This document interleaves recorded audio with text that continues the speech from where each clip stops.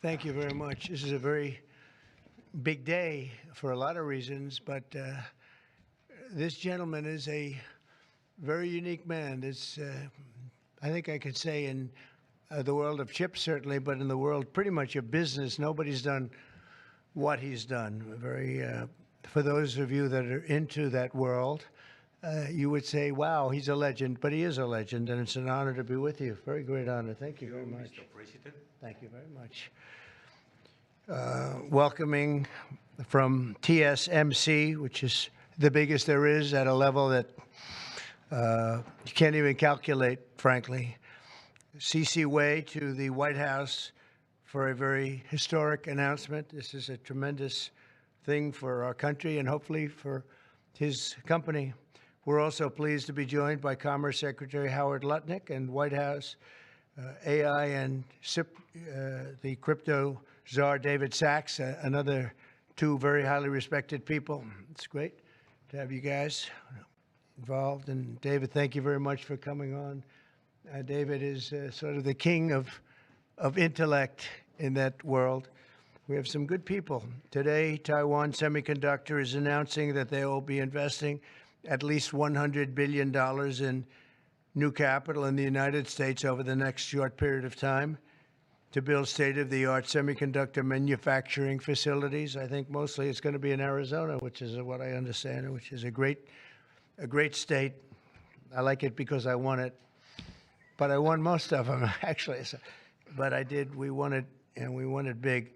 The most powerful AI chips in the world will be made right here in America, and it'll be a big percentage of the chips made by his company. But as you know, they're based mostly in Taiwan, and they're far and away the biggest. There's nobody even close. This $100 billion in new investment will go into building 5 cutting-edge fabrication facilities in the great state that we just discussed, Arizona, and will create thousands of jobs, many thousands of jobs, and they're high-paying jobs. In total, today's announcement brings Taiwan Semiconductor investments to about $165 billion they've started already.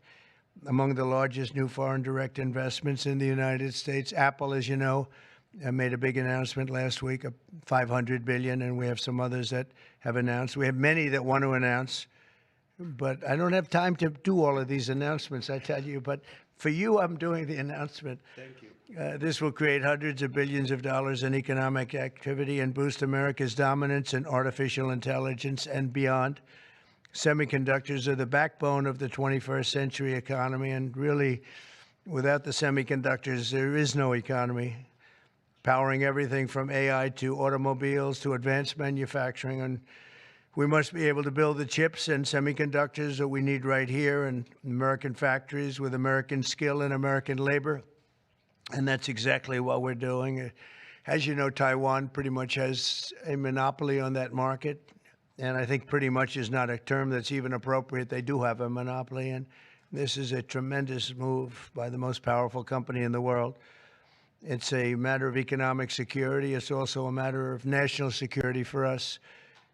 And at the same time, Mr. Wei will be able to diversify and have his a tremendous presence in another place, and a very safe place. And I want to thank Taiwan Semiconductor for doing the announcement. And I'd like to ask Mr. Wei to say a few words, if you might. And I'd also like to ask Howard and David, you can say a couple of words, but maybe you should go first, because right now he's the most important man in the room. I'm sorry, fellas. Please. Thank you very much. Thank you, Great Mr. honor. President. Thank you. I'm a little bit nervous, so I have to pull out my piece of paper. Mr. President, Secretary Lutnick, and David, I didn't know that your title, but okay. First, I want to say thank you to Mr. President to give me this opportunity to announce our big project in the U.S. TSMC is the world's largest chip manufacturing, funded by Dr. Morris Chang in 1987. is now at the forefront of semiconductor technology, supporting AI advancement and industry growth. In fact, I would like to wind back the time that in 2020, we have to thank President Trump's vision and his support. So TSMC started the journey of establishing the advanced chip manufacturing in Arizona. And now, let me proudly say, now the vision become reality. In Phoenix, Arizona, with 3,000 employees, we are producing the most advanced chip made on US soil. With the success of our first fab, so we are now very happy to announce we are going to invest additional $100 billion in addition to our current $65 billion investment in Arizona. We are going to build 3 more new fabs after we promised 3 fabs already, and another 2 very advanced packaging fab, and most important, R&D center also in Arizona. For this, all the investment, $165 billion, is going to create thousands of high-paid jobs, as the president just announced. And we are, most important, actually, we are going to produce many AI chips. We are going to produce many chips to support the AI progress and to support the smartphones progress. And again, with that, I want to thank President Trump again for his support. In addition, I also want to thank my customers in the US, such as Apple, NVIDIA, AMD, Qualcomm, Broadcom. They all support TSMC's manufacturing in the US. Without their support, we probably cannot make it through. So again, I want to thank them. Also, I'd like to thank the TSMC's employee. Without their effort, we just cannot make it today. That's all I want to say, and thank you. Thank you. Thank you very much. Howard, please, David. Sure. Thank you. So I'm thrilled to be here today because President Trump has made it a fundamental objective to bring semiconductor chip manufacturing home to America. Under the Biden administration, TSMC received a $6 billion grant, and that encouraged them to build $65 billion. So America gave TSMC 10% of the money to build here. And now you're seeing the power of Donald Trump's presidency, because TSMC, the greatest manufacturer of chips in the world, is coming to America with a $100 billion investment. And of course, that is backed by the fact that they can come here because they can avoid paying tariffs. So the idea is come to America, build greatness in America, build for the American customers, the Apple, NVIDIA, that whole list that Chairman Wei gave in order to bring production to America. So we're really, really excited. This continues the most incredible path you've ever seen in these first weeks and months of the Trump administration of incredible manufacturing coming to America. The keys that the president has called out are coming here. They're coming here in huge size because they want to be in the greatest market in the world, and they want to avoid the tariffs that if they're not here, they'd have to suffer.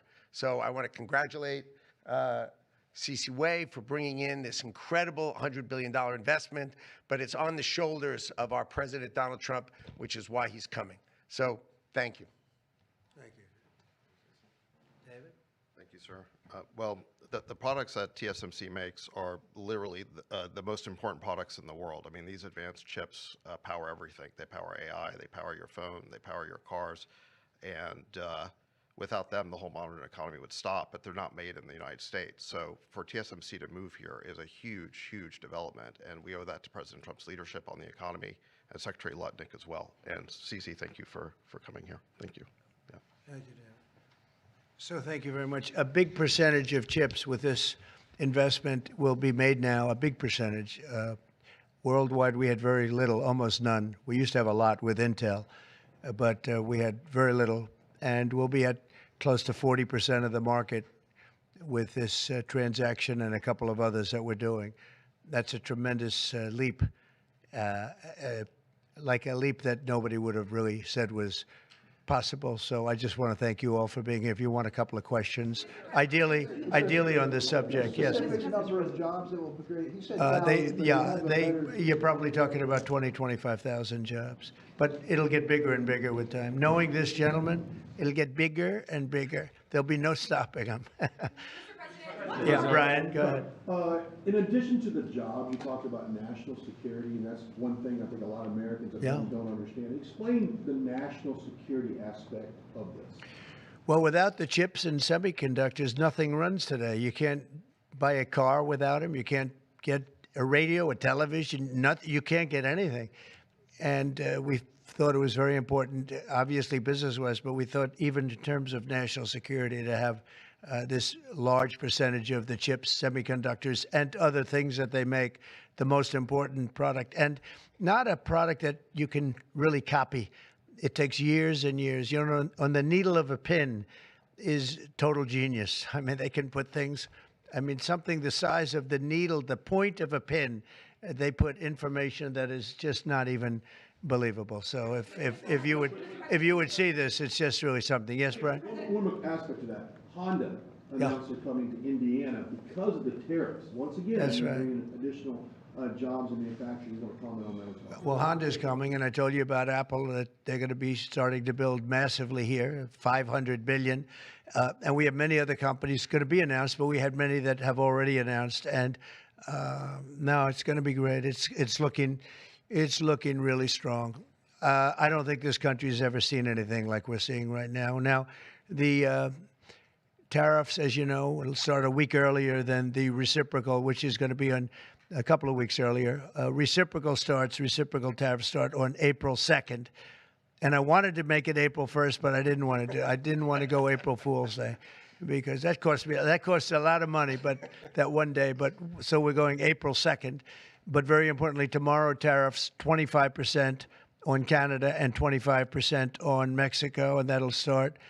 So they're going to have a tariff. So what they have to do is build their car plants, frankly, and other things in the United States, in which case they have no tariffs.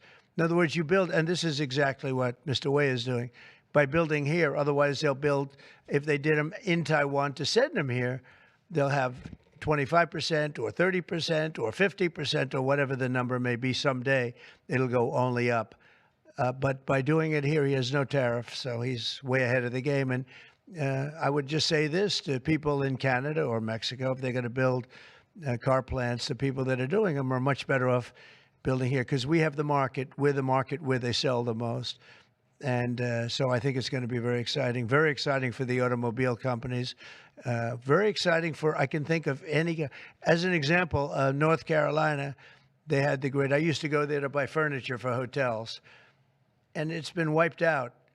That business all went to other countries.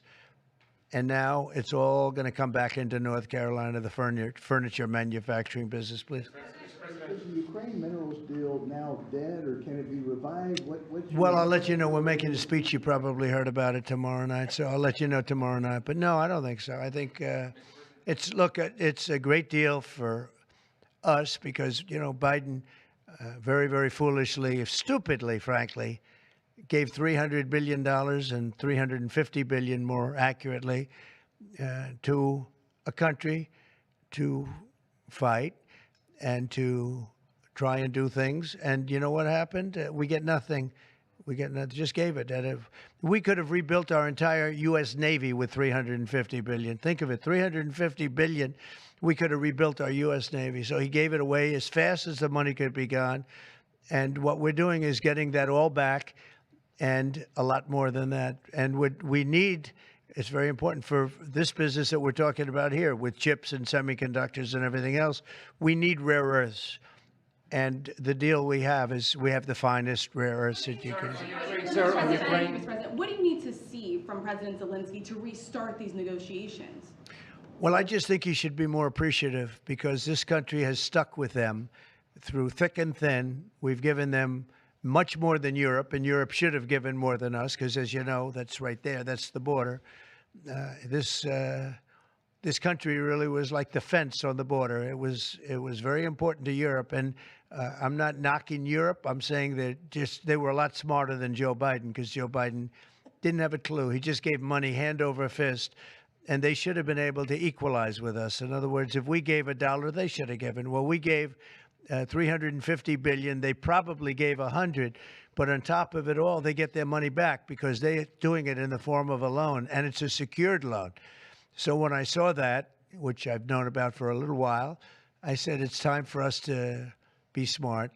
At the same time, it's great for them because they get us in the country taking the rare earth, which is going to fuel this big engine, and especially the engine that we've in a very short time created, and we get something, and we're there. We have a presence there. With all of that being said, I want one thing to happen. I want all of those young people to stop being killed. They're being killed by the thousands every single week. Last week, 2,700 were killed. 2,700 young, in this case, just about all young boys from Ukraine and from Russia. And that's not young people from the United States, but it's on a human basis. I want to see it stop. The money is one thing, but the death. And they're losing thousands of soldiers a week. And that's not including the people that get killed every time a town goes down or a missile goes into a town. And I want to see it stop. Yes. Are you considering canceling military aid to Ukraine? And can we get a reaction to what the Prime Minister said, that your administration is bringing U.S. worldview in alignment with Moscow's? So this is a deal that should have never happened. This is a deal that would have never happened. And it didn't happen for 4 years. It didn't happen. It was never even close to happening. If I were president, it would not have happened. And October 7th would not have happened in Israel. And inflation wouldn't have happened. And Afghanistan, disastrous, the way they withdrew. Not the fact that they withdrew, but the way they withdrew would have never happened. And we would have had Bagram right now instead of China having it. It was 1 hour away from where China makes their nuclear weapons. We would have kept Bagram, with one of the biggest air bases in the world. All of these things happened, and it's a shame. But it is what it is, and now we're here. I want to see it end fast. I don't want to see this go on for years and years. Now, President Zelensky supposedly made a statement today in AP. I'm not a big fan of AP, so maybe it was an incorrect statement, but he said he thinks the war's going to go on for a long time. And he better not be right about that. That's all I'm saying. This project, could this minimize the impact to the U.S. with chips should China decide to isolate Taiwan or China decide to take Taiwan? Well, it's a very interesting point. It's a great question, actually, but this would certainly, I can't say minimize. That would be a catastrophic event, obviously, but it will at least give us a position where we have, in this very, very important business, we would have a very big part of it in the United States. So it would have a big impact if something should happen with Taiwan. Are you looking at relieving Russian sanctions if there is a peace deal? Well, we're going to make deals with everybody to get this war, including Europe and European nations. And they've acted very well. You know, they're good people. I know most of them are friends of mine. The heads of state, the heads of the various countries, prime ministers from the different. I got four prime ministers and 5 presidents called me over the last 2 days, and they want to work it out. They want to get it worked out. And I think they're also, you know, they're talking money, but the money is less important than the deaths. We're talking thousands of young people a week. And people would say, why do I care about Ukraine, young people? Why do I care about, and not all young, but they're pretty young.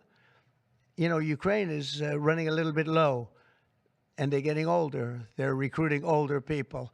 It's a very, very sad thing that's happening over there, and we want to get it finished. We want to stop the death. tariffs, is there any room left for Canada and Mexico to make a deal before midnight? And should we expect those Chinese tariffs, the extra 10%, to take No effect room tomorrow? left for Mexico or for Canada. No, the tariffs, they're all set. They go into effect tomorrow. Mr. President, just to follow up on my colleague's question. And just so you understand, vast amounts of fentanyl have poured into our country from Mexico, and as you know, also from China, where it goes to Mexico and goes to Canada. And China also had an additional 10, so it's 10 plus 10. And it comes in from Canada and it comes in from Mexico, and that's a very important thing to say. Yeah, please, go ahead. Have you decided if you're going to suspend military aid to Ukraine? Have you made that decision? Well, I haven't even talked about that right now. I mean, right now, we'll see what happens. A lot of things are happening right now as we speak. I mean, literally as we speak. I could give you an answer and go back to my office, the beautiful Oval Office. I could go back into the Oval Office and find out that the answer is obsolete. It's like his business. It's obsolete. You come up with a new chip and it's obsolete about 2 minutes later, right? But that's what's good about his business. That's why he's the only one that's successful in it. But To follow up my colleague's question, from Russia saying that your foreign policy is largely in line with their vision, should that be concerning to Americans? said what? Should that be concerning to Americans? Read the statement. That Russia says that your administration's foreign policy is, quote, largely in line with their vision. Well, I'll tell you what, I think it takes two to tango, and you're going to have to make a deal with Russia, and you're going to have to make a deal with Ukraine. You're going to have the assent, and you're going to have the consent from the European nations, because I think that's important, and from us. I think everybody has to get into a room, so to speak, and we have to make a deal. And the deal can be made very fast. It should not be that hard a deal to make. It can be made very fast. Now, maybe somebody doesn't want to make a deal. And if somebody doesn't want to make a deal, I think that person won't be around very long. That person will not be listened to very long, because I believe that Russia wants to make a deal. I believe certainly the people of Ukraine want to make a deal. They've suffered more than anybody else. We talk about suffering. They've suffered. But if you think about it, under President Bush, they got Georgia, right? Russia got Georgia. Under President Obama, they got a nice big submarine base, a nice big chunk of land where they have their submarines. You know that, right? Crimea. Under President Trump, they got nothing. And under President Biden, they tried to get the whole thing. They tried to get the whole big Ukraine, the whole thing. If I didn't get in here, they would have gotten the whole thing. So I can only say, you can go back to Bush, you can go back to Obama, and go back to Biden. They took a lot. The only one they didn't get, you know what I gave them? I gave them anti-tank missiles. That's what I gave them. I gave them sanctions on Russia. I gave them javelins. You know the javelins? You know when they took out all those tanks? You know the tanks were heading to Kiev by the hundreds, and they were unstoppable. And I gave them javelins. So, you know, I really, Putin is the one that will tell you this has not been so good for them. The fact is that I just want fairness. I want fairness. But think of it. I gave Russia nothing except grief. I gave them nothing. I gave them sanctions and javelins. That's what I gave them. Obama gave them sheets, and you heard that statement before. It's a very famous. Trump gave them javelins, and Obama gave them sheets, and then they say how close I am to Russia. And let me tell you, we have to make a deal because there are a lot of people being killed that shouldn't be killed. But remember, Trump gave them nothing, and the other presidents gave them a lot. They gave them everything. On trade, you met with Argentine President Javier Milei at CPAC. He wants to sign a free trade agreement with the United States. Is that something that you would consider even with Argentina? I'll consider anything. And Argentina, I think he's great, by the way. I think he's a great leader. He's doing a great job. He's doing a fantastic job. Brought it back from oblivion. Yeah, we'll look at things. We're looking at the UK with things. It doesn't have to be tariffs, but tariffs are easy. They're fast. They're efficient. And they bring fairness. For instance, when people kill their dollar, their equivalent of the dollar, whether it's the yuan or the yen in Japan or the yuan in China, when they drop them down, that puts us at a very unfair disadvantage. So all I have to do is say, Howard, we're going to have to raise the tariffs a little bit, because I've called President Xi, I've called the leaders of Japan to say you can't continue to reduce and break down your currency. You can't do it because it's unfair to us. It's very hard for us to make tractors, Caterpillar, here when Japan, China, and other places are killing their currency, meaning driving it down. So all of these things add up. And the way you solve it very easily is with tariffs, because when they do that, instead of having to make phone calls every day like I used to do with certain leaders, President Xi a little bit, a lot of phone calls, talking about the fact that they're lowering their yuan, they're lowering it down, and that makes it very, very hard for us. So this way I just say, look, let them do that, and we make up for it with the tariffs. But Will you be speaking with Mexican President Claudia Sheinbaum about yeah, sure, I will. I have a lot of respect for her. I have a lot of respect for her.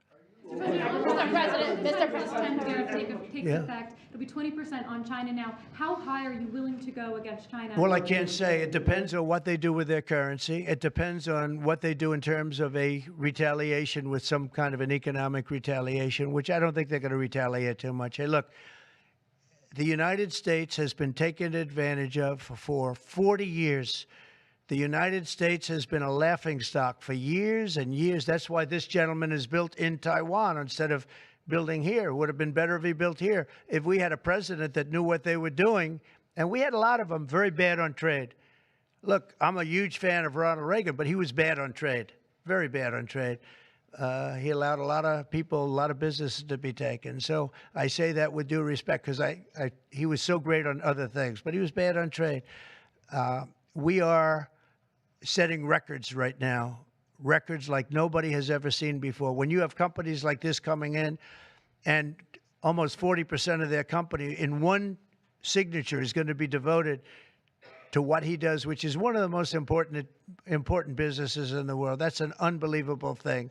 When Apple now is going to start building all of their plants here, all because of what we've done in terms of, it's not because he likes me or they like me. They don't probably like me at all. I don't know. I think he likes me a little bit at least. But you know what? It's the incentive we created, or the negative incentive. I mean, it's going to be very costly for people to take advantage of this country. They can't come in and steal our money and steal our jobs and take our factories and take our businesses and expect not to be punished. And they're being punished by tariffs. It's a very powerful weapon that politicians haven't used because they were either dishonest, stupid, or paid off in some other form. And now we're using them. Say it. Have you spoken with President Xi about this? I don't want to tell you that. Thank you very much, everybody. Thank you. Thank you very much. Running for New York City mayor. Will people who don't respond to the emails be